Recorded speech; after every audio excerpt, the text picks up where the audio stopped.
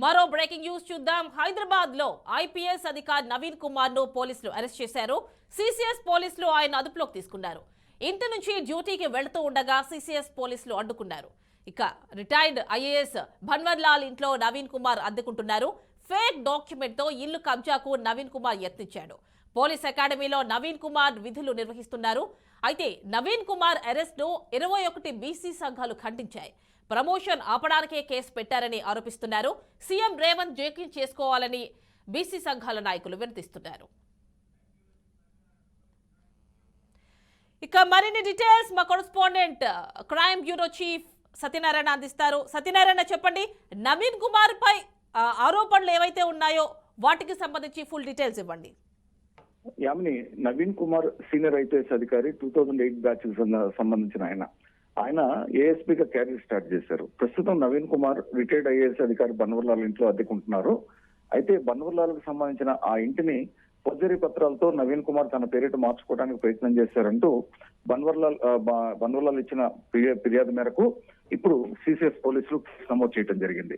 వాస్తవంగా దీనికి సంబంధించి ఫోర్జరీ జరిగిందా, చీటింగ్ జరిగిందా, లేకపోతే వీళ్ళిద్దరి మధ్య ముందు ఒప్పందం జరిగిందా, క్రయ విక్రయాలకు సంబంధించి అన్న దాని మీద నవీన్ కుమార్ వస్తే కానీ దీని మీద క్లారిటీ వచ్చే అవకాశం లేదు. అయితే ఈ రోజు నవీన్ కుమార్ ఉదయం ఇంటి నుంచి పోలీస్ అకాడమీలో ప్రస్తుతం జాయింట్ డైరెక్టర్ గా పనిచేస్తున్నారు. ఆయన ఇంటి నుంచి బయటకు వచ్చినప్పుడు కారులో వెళ్తుంటే 15 మంది మఫ్టీలో వచ్చి ఆయన వాహనాన్ని ఆపి బలవంతంగా కారులోంచి దింపి, ఆయన వెహికల్ నుంచి దింపి తమ వెహికల్స్ లో కూర్చోబెట్టుకుని తీసుకువెళ్లారు. అలా తీసుకెళ్లిన వాళ్ళు సిసిఎస్ పోలీసులుగా నిర్ధారణ అయింది. ఒక పోలీస్ అధికారిని అరెస్ట్ చేయాల్సింది అన్నప్పుడు మీ మీద సంవత్సరం ఆరోపణలు ఉన్నాయి, మీరు పోలీస్ స్టేషన్ మీరు సిసిఎస్ కావాలని చెప్పేసి పద్ధతి గారికి తీసుకెళ్లొచ్చు. కానీ అలా కాకుండా నడి రోడ్డు మీద ఒక అధికారిని బలవంతంగా 15 మంది సిసిఎస్ మఫ్టీలో ఉన్న సిసిఎస్ కానిస్టేబుల్స్ తీసుకెళ్లడం అన్నది ఒక విధంగా అనాగరికమైన చర్య అని చెప్పేసి బీసీ సంఘాలు ఖండిస్తున్నాయి. 21 బీసీ సంఘాల నాయకులు డాక్టర్ నవీన్ కుమార్ అరెస్ట్ ని ఖండిస్తూ ముఖ్యమంత్రి రేవంత్ రెడ్డి ఈ విషయంలో జోక్యం చేసుకోవాలి, కేసును తప్పుదారి పట్టిస్తానికి ప్రయత్నం చేస్తున్నారు, నవీన్ కుమార్ ప్రమోషన్ ని ఆపటం కోసం ఇదంతా జరుగుతుంది అని చెప్పేసి కూడా ఆరోపణ చేశాయి.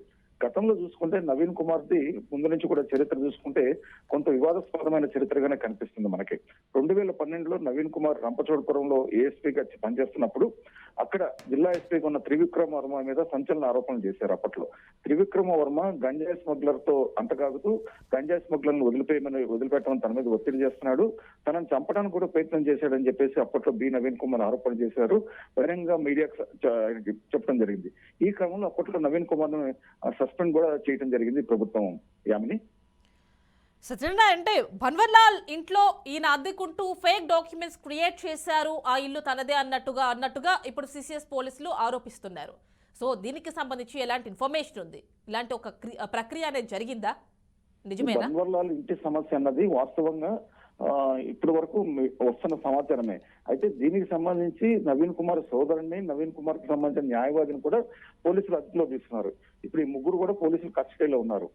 అధికారికంగా పోలీసు ఉన్నతాధికారులు ఈ కేసుకు సంబంధించి ఏ విధంగా స్పందిస్తారు, పత్రికా ప్రకటన ఏ విధమైన జారీ చేస్తారు, అయితే ప్రెస్ కాన్ఫరెన్స్ పెడతారు అన్నది మరి కొద్దిసేపటి తర్వాత మనకు క్లారిటీ వస్తుంది. మనకు అందుతున్న సమాచారం, ప్రాథమిక సమాచారాన్ని బట్టి చూస్తుంటే మాత్రం ఇది ఒక ఇంటికి సంబంధించిన వివాదం. తన న్యాయవాదితో తన సోదరుడితో కలిసి నవీన్ కుమార్ ఈ కుట్ర పన్నాడు అన్నది ఆరోపణ కనిపిస్తుంది. సో నవీన్ కుమార్ వెర్షన్ తెలుసుకోవడం కోసం మనం ప్రయత్నం చేస్తున్నాము.